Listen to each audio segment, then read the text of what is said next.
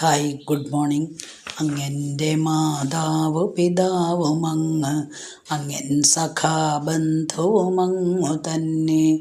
അങ്ങെൻ്റെ വിദ്യാധനമങ്ങു മാത്രം, അങ്ങാണെനിക്കൊക്കെയുമെൻ്റെ ദേവ.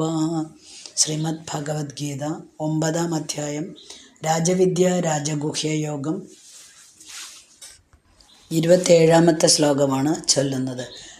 യത് കരോഷി യത് അശ്നാസി യത് ജുഹോഷി ദദാസി യത് തപസ്യസി കൗന്ദേയ തത് കുരുഷ്വ മദർപ്പണം.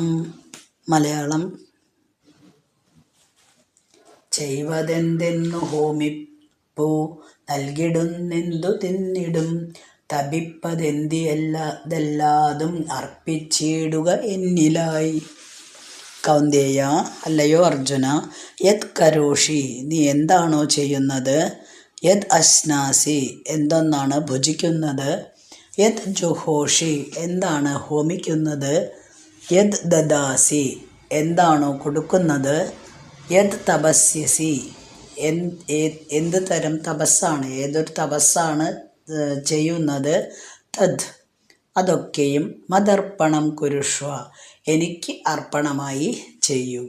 വീണ്ടും അത് തന്നെയാണ് വിശദീകരിക്കുന്നത് അല്ലേ. ഇപ്പം തന്നെ നേരത്തെ നമ്മൾ പറഞ്ഞു, ഭഗവാനുള്ള ഒരു നിവേദ്യം സഫലമാവണമെങ്കിൽ മനസ്സ് ഭഗവാനിൽ അർപ്പിച്ച് ഭക്തിപൂർവം നമ്മൾ എന്ത് തന്നെ ദ്രവ്യങ്ങളായാലും അത് ഭക്തിപൂർവം ഭഗവാന് സമർപ്പിക്കണം എന്ന്.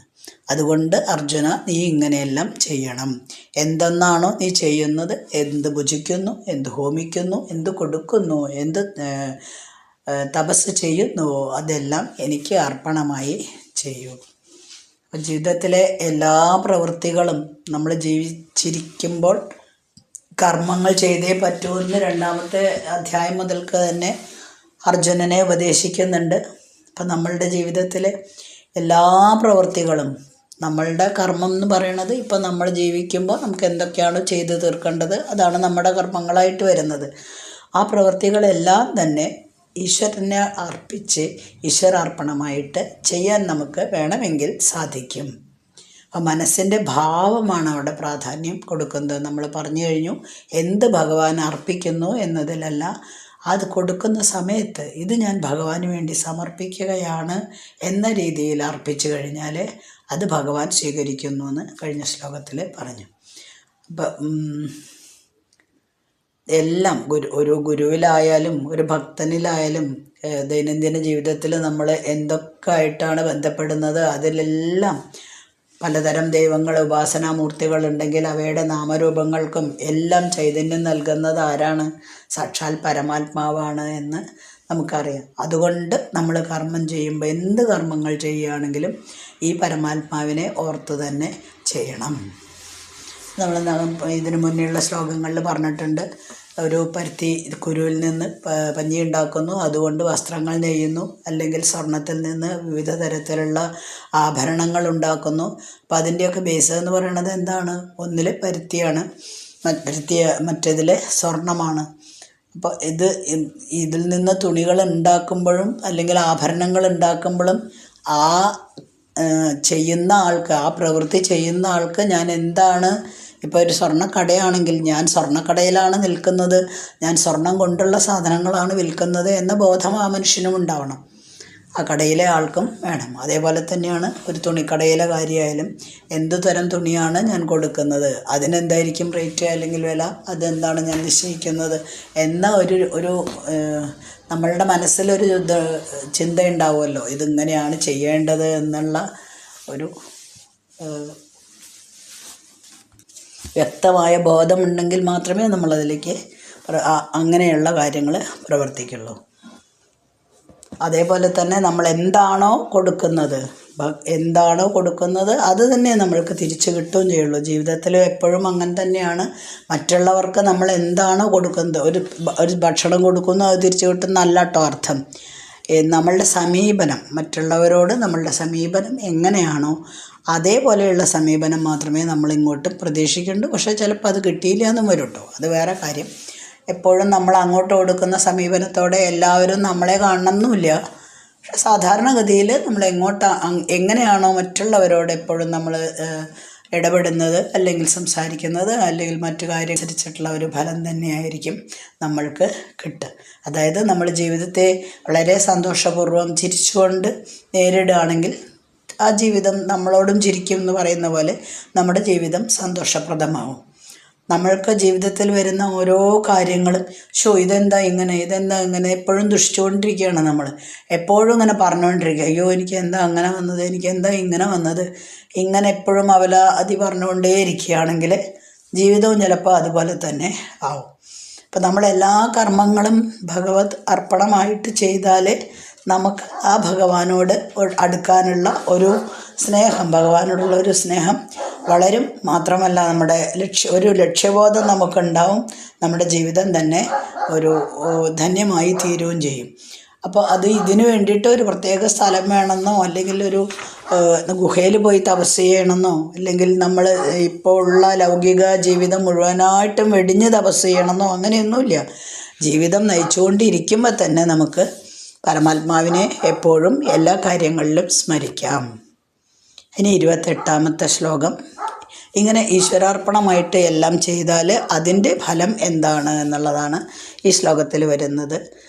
ശുഭാശുഭഫലൈരേവം മോക്ഷ്യസേ കർമ്മബന്ധനൈ സന്യാസയോഗയുക്താത്മാ വിമുക്തോ മാം ഉപേക്ഷ്യസി. മലയാളം. ശുഭാശുഭം കർമ്മമെല്ലാം വിട്ടുനിൽക്കാനിതാം വഴി, ത്യാഗയോഗങ്ങളോടൊത്ത യോഗിക്കെന്നെ അണഞ്ഞിടാം. ഏവം ശുഭാശുഭഫലൈഹി, ഇപ്രകാരം ജീവിച്ചാൽ, അതായത് ഭഗവത് സമർപ്പണമായിട്ട് എല്ലാ കാര്യങ്ങളും ചെയ്തുകൊണ്ട് ജീവിക്കുകയാണെങ്കിൽ, ഏവം ശുഭാശുഭഫലൈഹി കർമ്മബന്ധനൈഹി, ശുഭാശുഭ ഫലങ്ങളോട് കൂടിയ കർമ്മബന്ധനങ്ങളിൽ നിന്ന് മോക്ഷ്യസേ, നമ്മൾക്ക് മുക്തി നേടാൻ സാധിക്കും. സന്യാസയോഗയുക്താത്മാ, സന്യാസയോഗയുക്തനായ നീ, വിമുക്തനായിട്ട് മാം ഉപേക്ഷ്യസി, എന്നെ തന്നെ പ്രാപിക്കുകയും ചെയ്യും. ആധ്യാത്മികമായിട്ടുള്ള നമ്മുടെ ലക്ഷ്യം എന്താണ്? പരമാത്മാവിലേക്ക് എത്തിച്ചേരുക എന്ന് തന്നെയാണ്. പക്ഷെ അതിൻ്റെ മാർഗം എന്താണ്? പല പല മാർഗങ്ങളാണ് ഓരോരുത്തരും അനുഷ്ഠിക്കുന്നത് അതിലേക്ക് എത്താൻ വേണ്ടിയിട്ട്. അപ്പോൾ ആ വിവിധതരം മാർഗങ്ങൾ കേൾക്കുമ്പോൾ നമ്മൾക്ക് ഇതെല്ലാം പലതും വ്യത്യാസമുണ്ടല്ലോ എന്ന് തോന്നും. പക്ഷെ എല്ലാം അവസാനം ചെന്നെത്തുന്നത് ഒരേ സ്ഥലത്ത് തന്നെയാണ്, അല്ലേ? നമ്മൾക്ക് ഞാൻ എൻ്റെ എന്നുള്ള ദേഹാഭിമാനമില്ലാതെ നമ്മൾ കർമ്മങ്ങൾ അനുഷ്ഠിക്കുമ്പോൾ നല്ല പ്രതികരണം വരാം, ചീത്ത പ്രതികരണം വരാം.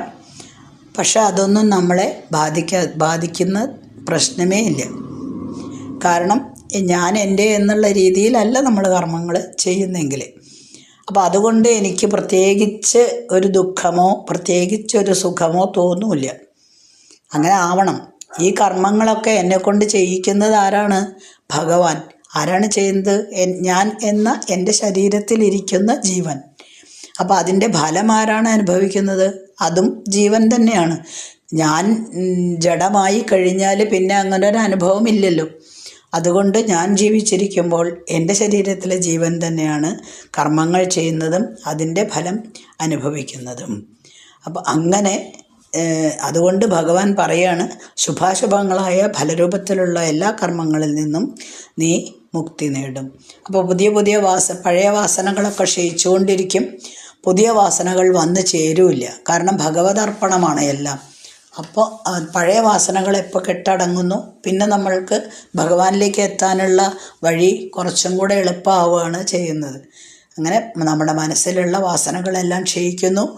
മനസ്സിന് എന്തു വന്നാലും ഒന്നുമില്ല എന്നുള്ള ഒരു നിശ്ചലാവസ്ഥ വരുന്നു.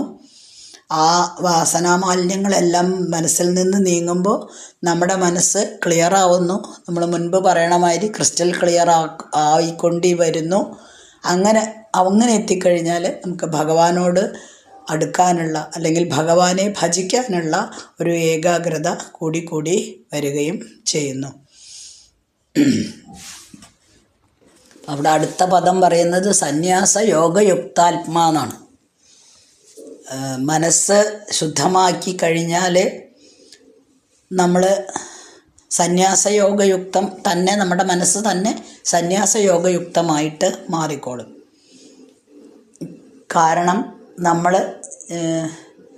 നമ്മൾ സന്യാസം സ്വീകരിക്കുക എന്ന് പറഞ്ഞാൽ നമ്മുടെ ഈ ലൗകിക ജീവിതത്തിൽ നിന്നെല്ലാം പെട്ടെന്നൊരു ദിവസം വിട്ടെറിഞ്ഞ് ഞാൻ നാളെ മുതൽ സന്യസിക്കാൻ പോവുക എന്ന രീതിയിൽ സന്യസിക്കുന്നതല്ല. നമ്മൾക്ക് സ്വാർത്ഥപരമായ യാതൊരു ചിന്തയും ഉണ്ടാവരുത്. ഏത് കാര്യങ്ങൾ ചെയ്താലും നമ്മൾ അതിൻ്റെ ഫലവും ഇച്ഛിക്കരുത്. ഇതിനെയാണ് എന്ത് പറയണത്? സന്യാസം എന്ന് പറയണത്. അല്ലാതെ നമ്മൾ സാധാരണ കേൾക്കുന്ന മാതിരത്തെ ലൗകിക സുഖം വെടിയലല്ല സന്യാസം. ഇനി താൻ ചെയ്യുന്ന കർമ്മങ്ങളെല്ലാം എന്താണ്? എൻ്റെ നിവേദ്യമാണ്. ആർക്ക്? ഭഗവാന് ഞാൻ പ്രേമപൂർവ്വം നൽകുന്ന ഒരു സമ്മാനമാണ്, അല്ലെങ്കിൽ സമർപ്പിക്കുന്ന ഒരു നിവേദ്യമാണ് എന്ന് വന്നു കഴിഞ്ഞാലാണ് സന്യാസമാവുന്നത്. അങ്ങനെ വന്ന ആൾക്കാർക്ക് തന്നെ യോഗം, സന്യാസ യോഗയുക്താത്മാന്ന്, മനസ്സ് ശുദ്ധമായി വിവേകം കൊണ്ട് മനസ്സെല്ലാം സന്യാസഭാവം കൈവന്നു. അങ്ങനെയുള്ള ആൾക്ക് നമുക്ക് യോഗം വന്നു എന്ന് പറയാം. അപ്പോൾ സുഖ ദുഃഖങ്ങളൊന്നും നമ്മളെ ഏശുന്നില്ല. താൽക്കാലികമായിട്ടുള്ള ഒരു സുഖദുഃഖങ്ങളെ നമ്മൾ ചിന്തിക്കുന്ന പോലുമില്ല. അതിൽ നിന്നെല്ലാം മുക്തി നേടിക്കഴിഞ്ഞാൽ നീ എന്നെ തന്നെ പ്രാപിക്കും. സന്യാസയോഗയുക്താത്മാ വിമുക്ത മാം ഉപേക്ഷ്യസി എന്നാണ് പറഞ്ഞത്. ഇതിൽ നിന്നെല്ലാം മുക്തി നേടിയിട്ട് നീ എന്നെ തന്നെ പ്രാപിക്കും അർജുന. അപ്പോഴും ചെറിയൊരു സംശയം ഇനിയും നിലനിൽക്കുന്നുണ്ട്. ചിലർക്ക് ബന്ധം, അതായത് സംസാരം, മരണം, ജനനം, വീണ്ടും ജനനം, വീണ്ടും മരണം, ഈ ചക്രംല്ലേ, സംസാര ചക്രം, ആ സൈക്ലിക്, അത് വീണ്ടും വീണ്ടും വീണ്ടും വരുന്നുണ്ടല്ലോ. ചിലർക്ക് മുക്തിയും കൊടുക്കുന്നുണ്ടല്ലോ. അപ്പോൾ ഭഗവാനും ഒരു പാർഷ്യാലിറ്റി അല്ലെങ്കിൽ പക്ഷഭേദം ഉണ്ടോ എന്നൊരു സംശയം വരികയാണെങ്കിൽ അതിൻ്റെ ഉത്തരമാണ് 29ാമത്തെ ശ്ലോകം. അപ്പം അത് എന്തുകൊണ്ടാണ് എന്ന് വിവരിക്കുന്നത് 29ാമത്തെ ശ്ലോകത്തിലാണ്. നമുക്ക് അടുത്ത ദിവസം ചൊല്ലാം. അസ്മിൻ പരാത്മന്നനുപാത്മകൽപേതുമിത്തമുത്ഥാപിത പത്മയോനി അനന്തഭൂമാമരോഗരാശിം നിരുന്ധി വാതാലയ വാസവിഷ്ണു.